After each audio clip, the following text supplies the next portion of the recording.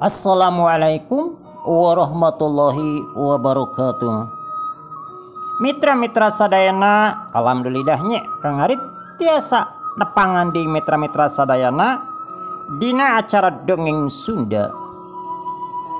Dongeng teh anu nyanak judul Ngadu Siluman seri ka-genep. Mudah-mudahan mitra-mitra tiasa kahibur ku ieu acara dongeng. Oke Kang Arit bade ngahaturkeun nuhun ka mitra-mitra anu tos ngadukung kana ieu acara dongeng kana channel Kang Arit. Kamari teh dina sari kalima nyaeta nuju nyarioskeun mangkanta anu ngecrik kenging lauk seueur nya. Da dibantuan ku Siluman Sero. Duy kadinya nya mitra-mitra, mangga. Supados teu nyangkolong tingkana waktos ieu acara dongeng urang kawitan bae. Dar ah.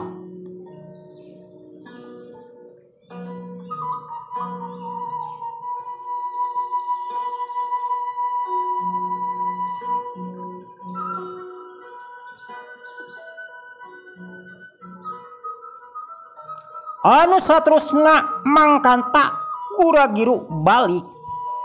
Da pamikirna laukna bisi pararaeh dina koja mah. Lempangna kacida rurusuhana bari mawa hate anu bungah-bungangang. Hari-hari tabi nyai keur nungguan nu jadi salakina asa teu puguh. Nah cek pamikirna salakina uyah kieu masih can balik. Kamananya ari Kang Kanta uyah kieu mani can balik. Nyar-nyar pihariwangeun kitu cek binyai.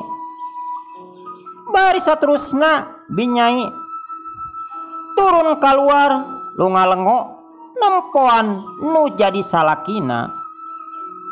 Keur kitu trojol mangkanta datang ti belah kaler teu sirikna meuni lumpat bare manggul lauk dina koja.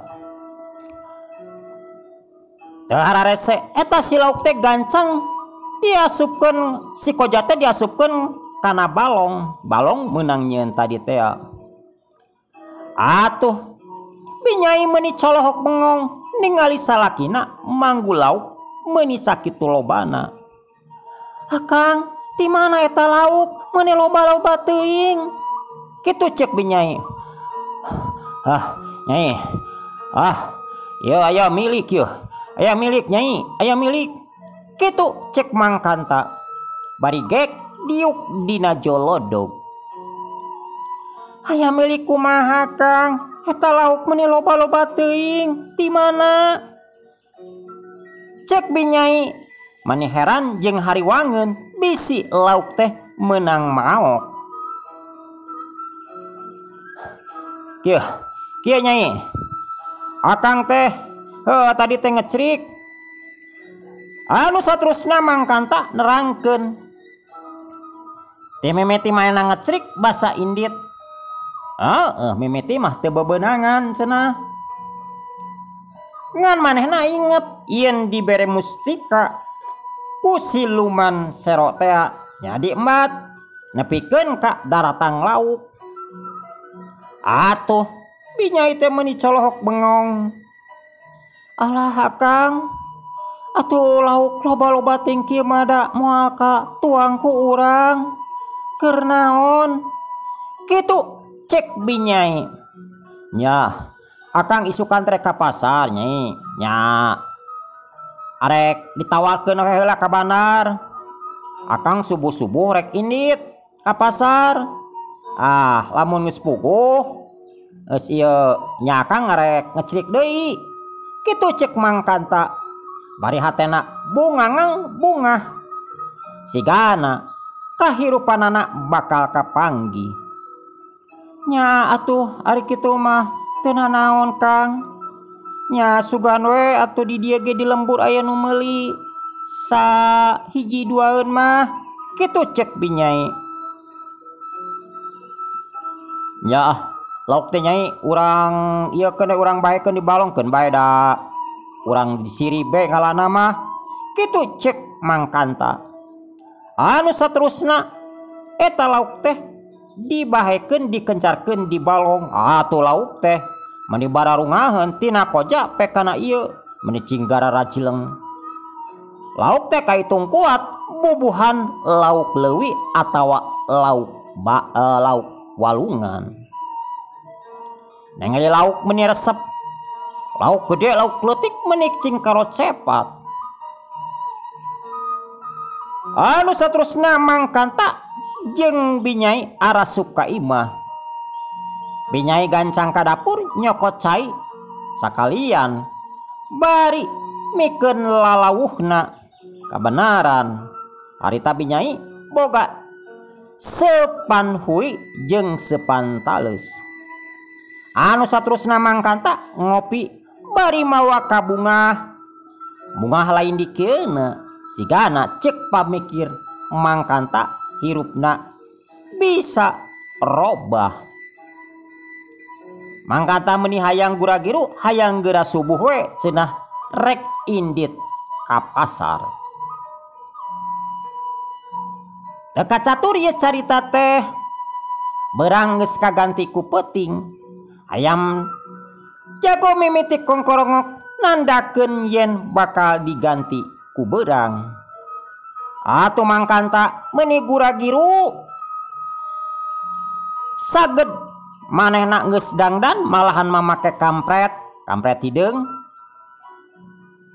Calana ge calana hideung. Tuluy Mang Kanta bebeja, "Nyai, akang enak rek ka pasar mangpeng subuh keneh, da leumpangna jauh." Kitu cek Mang Kanta. "Nya sok Kang atuh. Didoakeun sing hasil." Anu saterusna Mang Kanta crut turun ti imahna. Maksudna rek ka pasar tapi teu mawa lauk. Rek nawarkeun we cenah ka pasar. Ai di pasar teh, ka pasar teh memang cukup jauh. Da harita Mang Kanta ngandalkeun leumpang. Nya ari duit mah aya lamun rek naik mobil mah heueuh, tapi kan mobil teh jarang. Ari di pasar ka Cidaramena nya ge baheula, tapi di dinya teh loba bandar.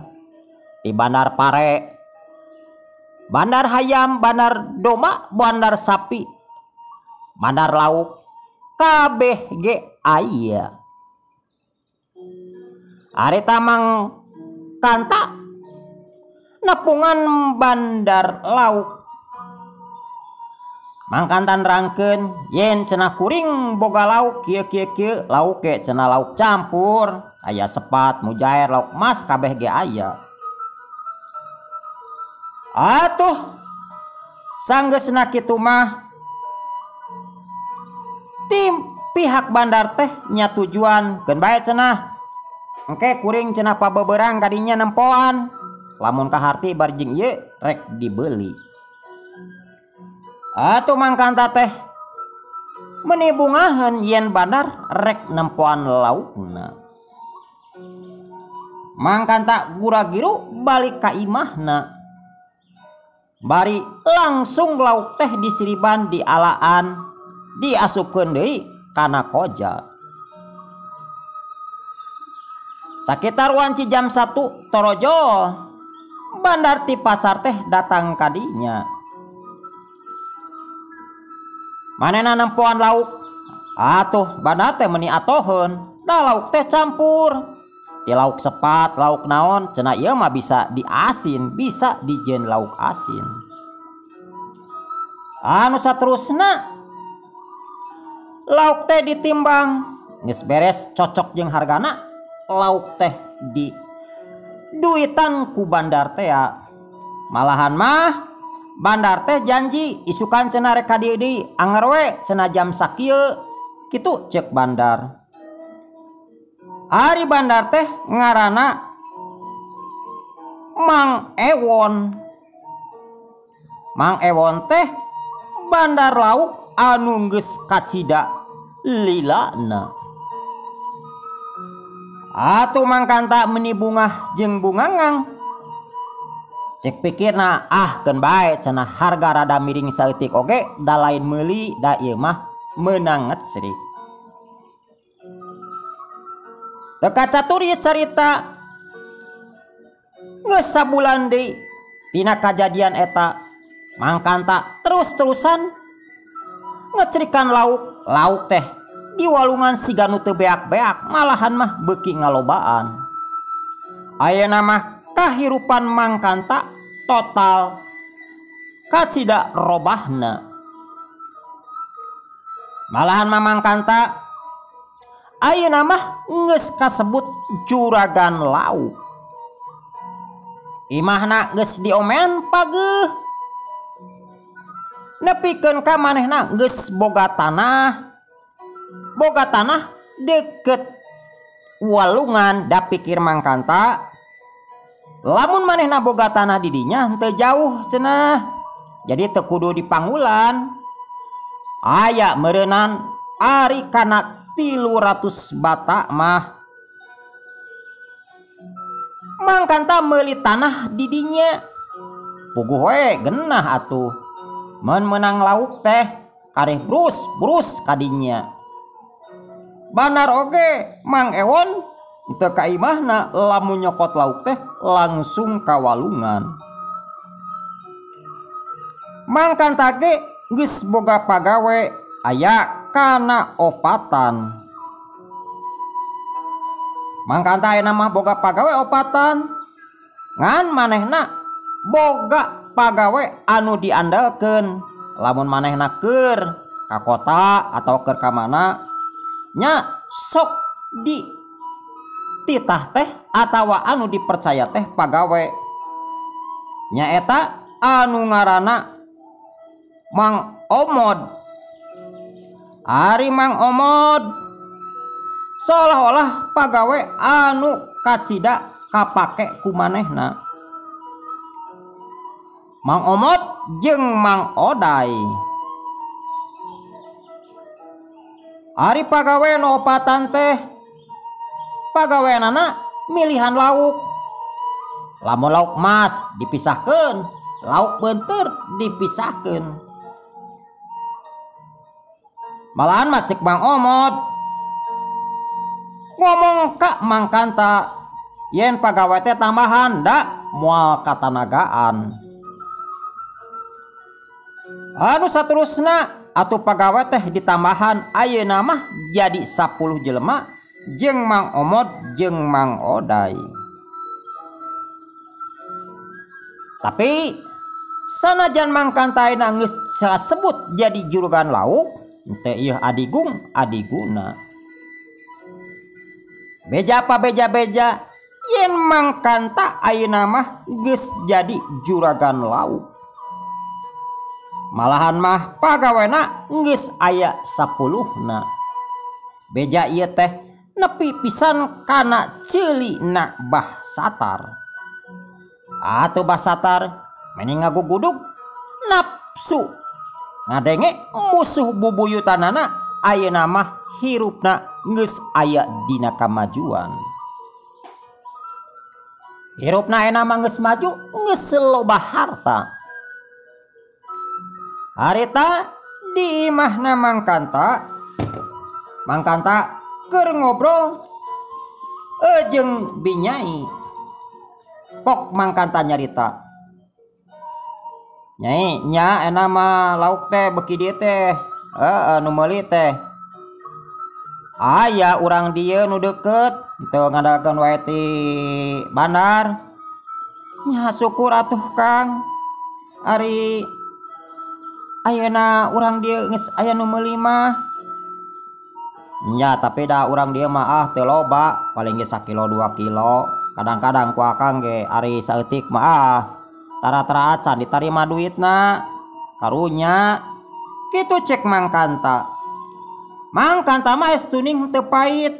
Lamun aya tatangga nu hayang lauk teh tara ieu dikoretkeun, ai syukur 1 kilo mah 1/2 kilo, pek wae cenah.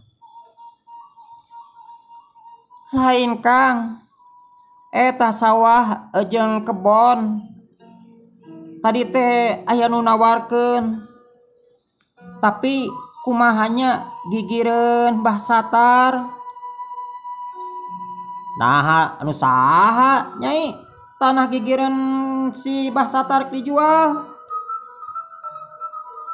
Eta anu Mang eta mangkarna cenah butuh duit carita nama rek dijual. Kumaha Kang? Aya pikiran rek meuli sawah jeung kebon. Da lumayan Kang. Nya aya meureunan ari kana 2000 bata mah tanah kebon. Sawah meureunan aya ai 3000 bata mah. Kitu cek Binyai. Ya teu nanaon Nyai beuli we. Da urang teh ulah ngandalkeun wae tina lauk. Beuli we teu nanaon. Da duit aya itu aya. Kitu cek Mang Kanta. Manehna ge aya pikiran hayang meuli tanahnya eta sawah jeung kebon. Jadi mainna teu ngagugulung teuing di balong. Keur kitu Jol, Mang Omod jeung Mang Oday daratang kadinya. Tuluy Mang Omod jeung Mang Oday kaketrok. Punten. Saha? Abdi bi Mang Oday jeung Mang Omod. Kitu cek Mang Oday. Atuh Binyai kolotrak. Ngalaan tulak panto, bray panto dibuka. Kasampak di luar Mang Omod jeung Mang Oday keur narangtung. Sok ka jero Mang Oday, Mang Omod. Anu saterusna Mang Omod jeung Mang Oday asup ka jararo. Gek darariuk. Aya naon Mang? Mang Omod, Mang Oday. Cek Mang Kanta. Kieu gan. Iya lauk emas. Kumahanya lamun anu balong belah kidul di rada digedean. Kitu cek Mang Omod. Nya teu nanaon Mang Omod. Ari kira-kira geus pinuh mah sok we gedean. Kitu cek Mang Kanta. Nya lain nanaon gan. Lamun eta teh digedean kan lauk teh beki dieu beki namahan. Nya isuk mah abdi teh bade miwarang we opatan limaan mah keur anu nyieun balongna. Nya teu nanaon Mang Omod sok we eta mah atur-atur kumaha alusna supaya geunaheun. Kitu cek Binyai. Bod Bijai abdi ge da nya jika pagawe 10 engke mah nya kapaksa we kedah nampihan. Da beki dieu teh beki seueur lauk teh. Angot anu bali ditu mah lauk mujair meuni asa gambil pisan rekahna bari aranakan. Kitu cek Mang Oday. Nya teu nanaon Mang sok we. Anu saterusna Binyai indit ka kamarna rek nyokot duit. Nyaeta duit keur mayar isu pagawe ameh jongjon. Tah ieu Mang Omod bawa we heula duitna. Keun ari masalah ieu mah masalah keur ompreng mah tuang. Isukan we cokot ka dieu engke kukuring subuh nyangu. Mohon mangga. Anu saterusna Mang Omod narima eta duit keur buruh nu digawe.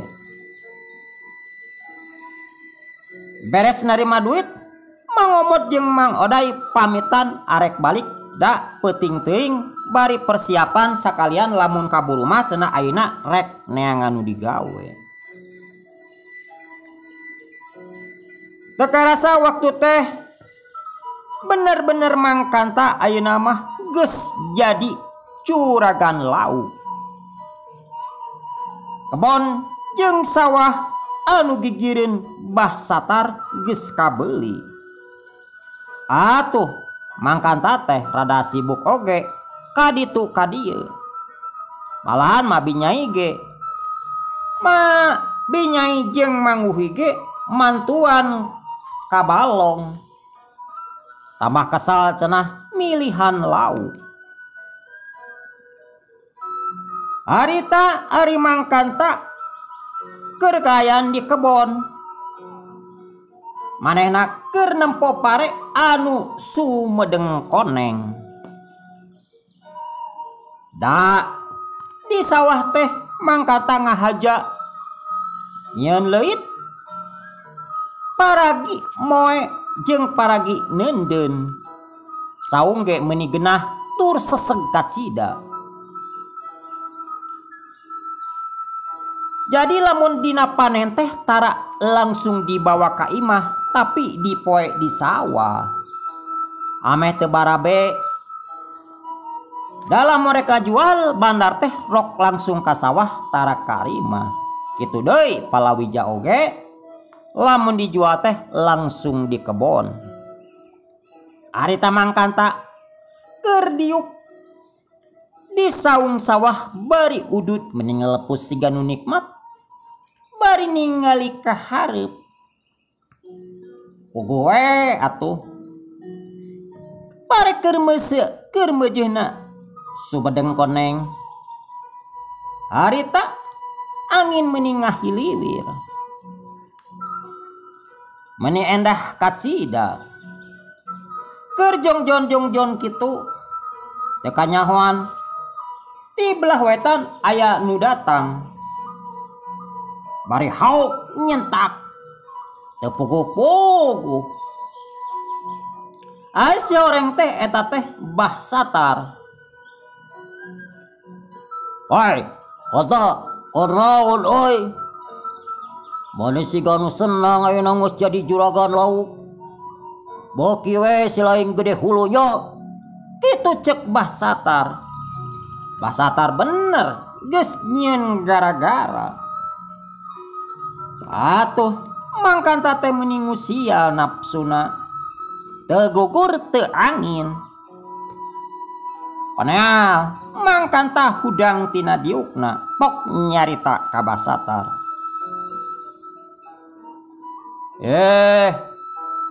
Satar. Cik bahasa teh atuh. Kawas selain kolot. Montong nyieun wae gara-gara hirup teh. Angguran mah hirup mah geura sadar, geura papatkeun jam pepeh, pan si laing teh geus kolot. Kitu ceuk mangkanta bari meulak cangkeng.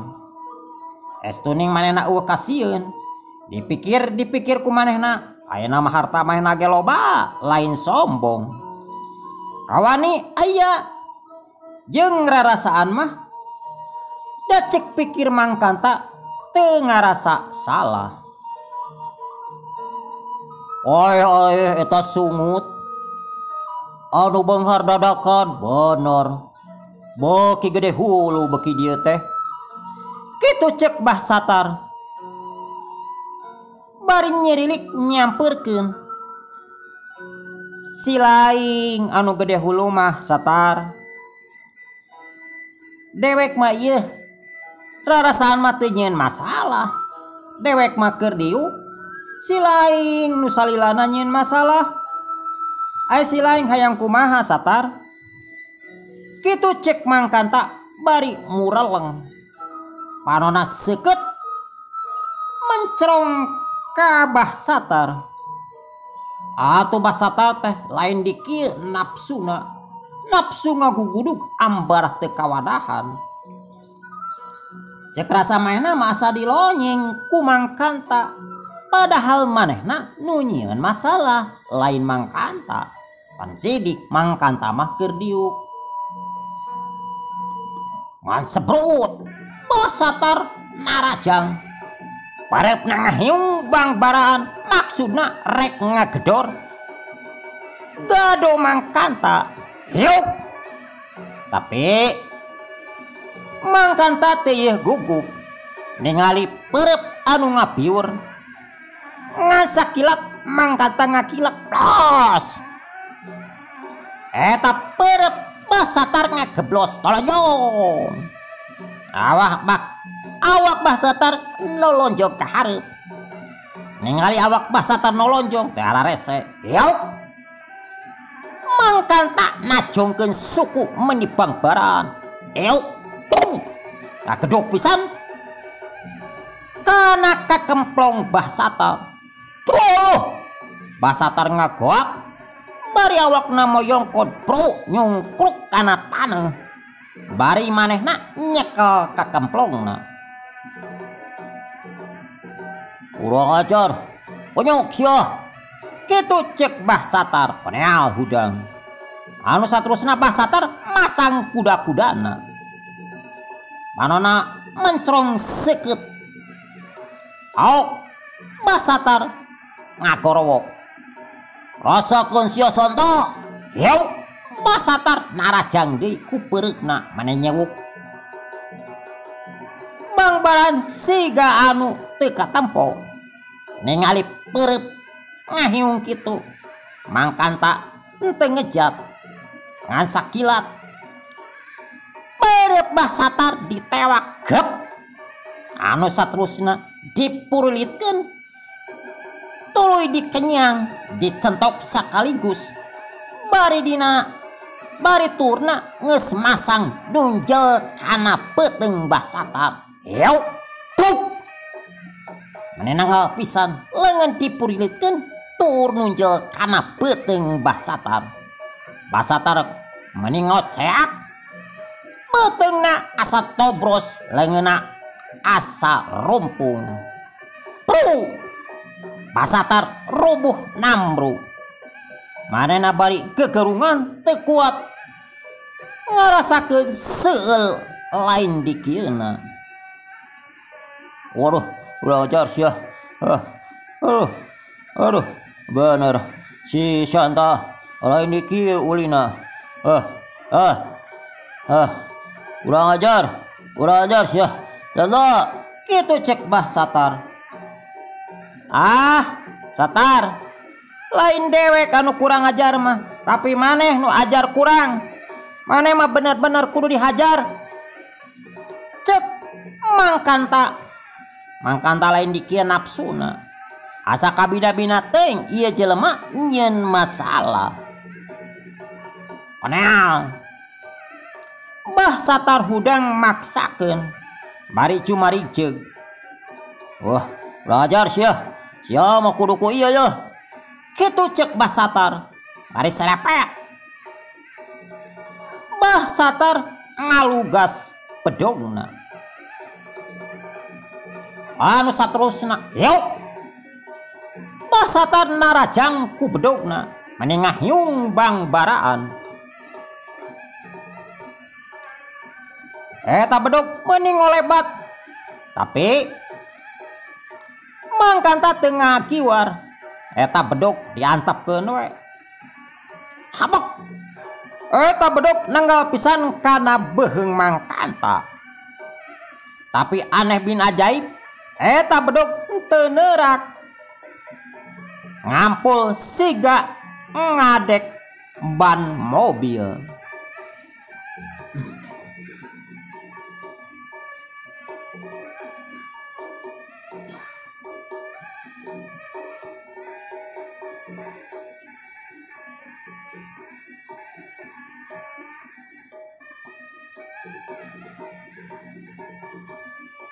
atuh basatar meni ngahuleng hiu pedogna dibalikeun ka handap dipake ngababat suku mangkanta hiu jebrot menang 2 kali ngahapekeun tapi anger bedog teh teu neurak anger we awak mangkanta ngadak-ngadak waduh uleng Satar ngahuleng tuluy mayana mundur. Euk. Bedog teh dilempengkeun kana beuteung Mang Kanta. Tapi anger bedog teh teu neurak. Estuning Mang Kanta waduk kacida. Atuh Basatar ngahuleng lain dikieuna. Kalaweng bedogna dialungkeun. Pok. Basatar nyarita. Luas ya. Tungguan sia. Kata di dieu. Aing rek balik heula. Aing ngarek balik heula. Tungguan ku sia. Lamun sia bener lalaki, tuan. Kitu. Cek Basatar bari eos balik ka imahna duka teuing rek naon heula. Atuh Mang Kanta meni colohok ningali kalakuan Mbah Satar. Tapi Mang Kanta teu cileuleun dina masalah eta mah. Yakin mata kitu ge Mbah Satar rek ngancam, maksudna rek ngaroga hala. Ku aing mah ditungguan sia di dieu nepikeun ka mana oge. Ditungguan ku aing mah. Kitu cek Mang Kanta panasaran. Manehna rek ditungguan. Hayang nepikeun ka mana cenah. Eta si Satar kahayangna rek diayonan.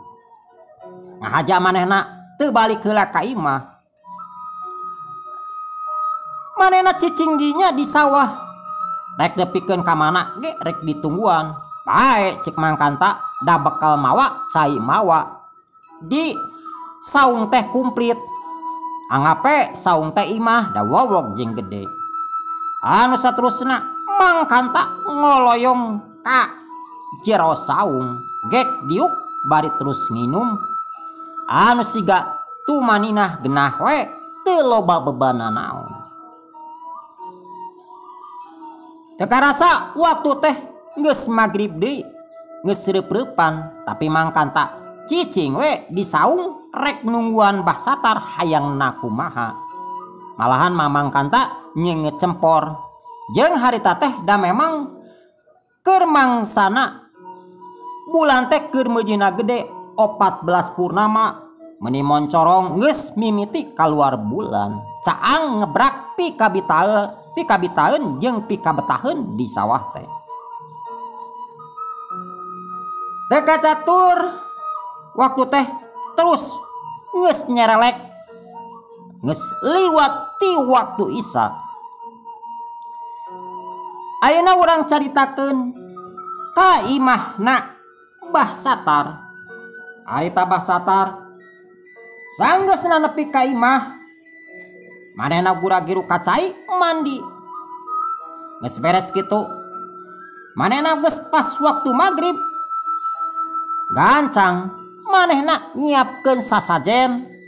Malahan sasajen teh kumplit kacida. Anu saterusna Mbah Satar asup ka kamarna. Teuing naon nu dek dilakukeun ku Mbah Satar di kamarna. Malahan mah harita Mbah Satar geus siap sagala-galana. Gorowok Mbah Satar ngagerowan pamajikanana nyaeta Ambu Garmi. Nyaeta pamajikan Mbah Satar teh nu ngaranna Ambu Garmi. Ambu ka dieu Ambu. Eta parukuyan bawa ka dieu. Kitu cek Mbah Satar. Atuh Ambu Garmi teh teu hararese. Da Ambu Garmi geus nyahoeun. Ambu Garmi geus nyahoeun. Yen salilana Mbah Satar sok ngukus atawa sok masang sasajen jeung Ambu Garmi geus nyahoeun ti mana harta anu sabenerna. Cek kasarna mah geus saidolohi kumaha we cihiduh jeung reuhak. Peditna sarua, galakna sarua, bengalna sarua. Ka parukuyan ditarima ku Mbah Satar. Anu saterusna Mbah Satar asup ka jero kamar. Gek diuk